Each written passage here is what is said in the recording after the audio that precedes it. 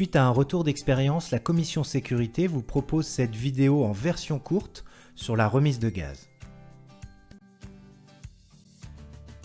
Commençons par imaginer un pilote stabilisé sur une approche pour atterrir sur la piste que vous voyez à l'écran à droite. Ce pilote, pour une raison, décide de remettre les gaz, c'est-à-dire de faire une approche interrompue.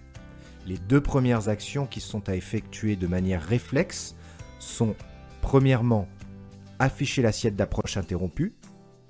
Cette assiette correspond à environ la moitié de l'assiette de montée. Vous voyez à droite cette assiette. Et deuxièmement, c'est quasiment simultané, afficher la puissance de décollage. Sur nos avions légers, c'est en général la puissance plein gaz. Lorsque vous venez d'effectuer ces deux actions de manière réflexe pour la remise de gaz, vous avez un avion qui est en légère pente de montée. Il vous reste les deux dernières actions à effectuer pour récupérer toute la puissance. La troisième action, c'est de mettre la réchauffe carburateur sur froid. Et enfin, la dernière action de la remise de gaz, c'est de rentrer les volets vers la position de décollage. Vous vous retrouvez alors sur une trajectoire connue qui est la trajectoire de montée initiale après décollage. Vous pouvez poursuivre comme vous le faites sur tous les décollages en attendant la hauteur de sécurité pour faire la checklist ou les actions de mémoire après décollage. Vue de dessus, la trajectoire de remise de gaz s'effectue droit devant dans l'axe. Il y a des cas particuliers où vous pouvez être amené à remettre les gaz car un avion est sur la piste en train de décoller par exemple.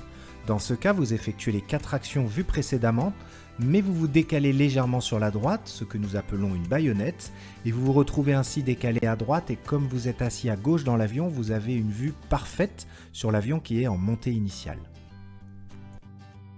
Je vais finir cette présentation par 4 conseils. Le premier, c'est d'effectuer les 2 premiers items comme des actions réflexes. Sous l'effet du stress ou de la surprise d'une remise de gaz, vous pouvez avoir des actions parasites comme mettre la puissance alors que vous n'avez pas mis l'assiette d'approche interrompue. Vous allez donc accélérer vers le sol.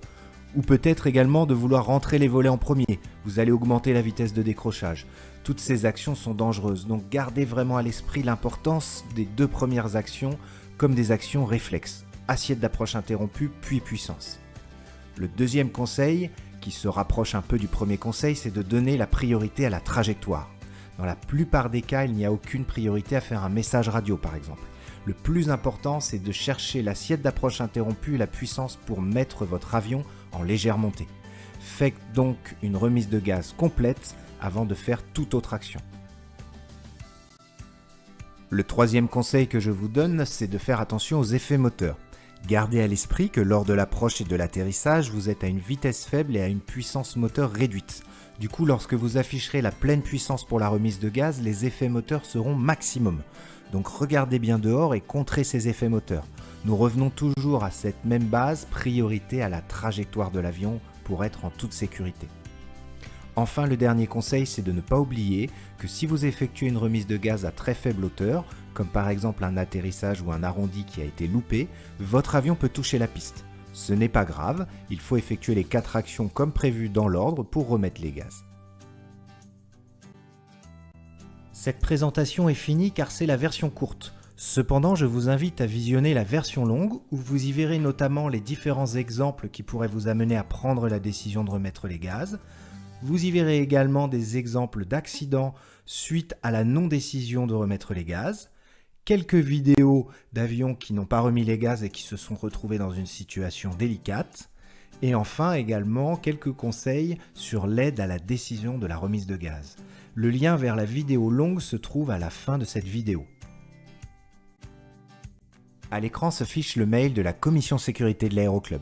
Ce mail sert à nous envoyer tous les événements que vous avez pu vivre en vol, mais également les propositions que vous pourriez avoir pour améliorer la sécurité.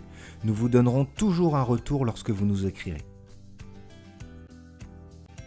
Je vous souhaite à tous de très beaux vols et surtout n'hésitez pas à remettre les gaz.